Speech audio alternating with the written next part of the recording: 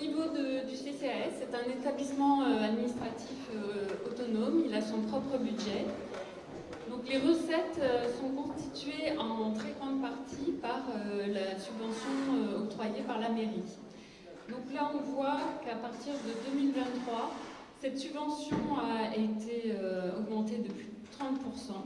Pourquoi? Parce qu'on a subi de plein fouet, après le Lez comme en France, la crise inflationniste mondiale.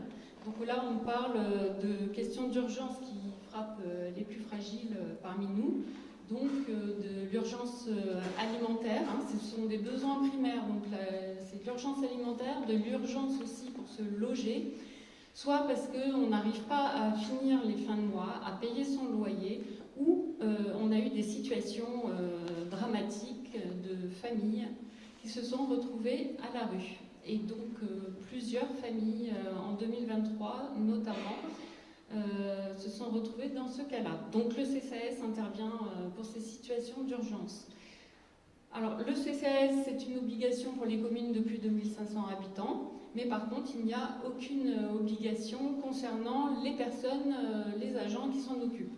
Donc nous on a fait un vrai choix, c'est-à-dire qu'on a renforcé l'équipe du CCAS par des gens qui ont une compétence, pour traiter des situations très complexes. On a 3 personnes actuellement, on a recruté 2 personnes, une qui avait donc de l'expérience dans le médico-social, et nous avons recruté une assistante sociale. Donc ça fait 2 travailleuses sociales avec la responsable du CCAS qui sont formées, puisque la responsable a un diplôme de conseillère d'économie sociale et familiale. Donc ces personnes accompagnent socialement les Pradéens, donc ce sont des services uniquement pour des gens qui résident dans la commune, et elles sont formées. Nous rencontrons beaucoup de difficultés d'ordre de santé mentale, des situations complexes, des addictions et la violence intrafamiliale est malheureusement présente, et donc elles sont en charge de gérer tout ça.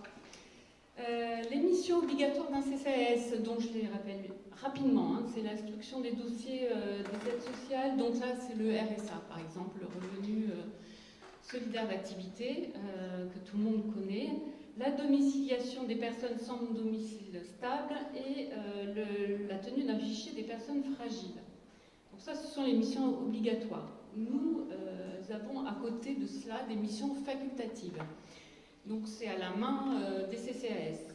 Après le Lez, on a historiquement des missions qu'on a maintenues. Donc la tenue des fichiers des demandeurs de logements sociaux passe par le CCAS. Je vais aller rapidement. Là, vous avez donc dans le premier bloc tout ce que nous avons maintenu et que nous considérions comme nécessaire, notamment les prises en charge de psychothérapie totalement gratuite, sous conditions financières. On a augmenté les activités à destination des seniors. Donc il n'y a plus de liste d'attente pour la gymnastique adaptée.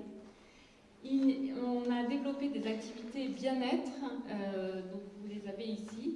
Et puis, dans l'axe prévention santé, les élèves de CM2 sont chaque année, depuis 3 ans, formés au geste qui sauve. Et il y a une séance de ces formations qui est ouverte à tout Pradéen également. Pour répondre à l'urgence sociale, nous avons augmenté notre prise en charge pour les besoins alimentaires qui ont augmenté. Donc, nous arrivons à peu près 150 personnes qui dépendent de nos colis hebdomadaires chaque semaine. Donc il y a eu une forte augmentation par rapport à notre arrivée, par rapport au début du mandat. Donc grâce à une quinzaine de bénévoles du CCAS, chaque semaine, donc on leur donne un colis alimentaire qui permet de tenir 2 à 3 jours. Nous avons envie d'aller plus loin sur cette aide alimentaire, et donc c'est pour ça qu'on a commencé par dédier un local. Donc ça facilite la vie des bénévoles, mais c'est également l'occasion de développer tout un tas de projets en lien avec l'alimentation et pour améliorer la qualité de ce que nous pouvons faire et donner. Je vais terminer rapidement, pardon. Donc sur le renforcer donc les équipes du CCAS. Ça permet aussi de sortir le CCAS de ses bureaux et d'aller de plus en plus au domicile des personnes âgées. Donc on a multiplié cela ces dernières années.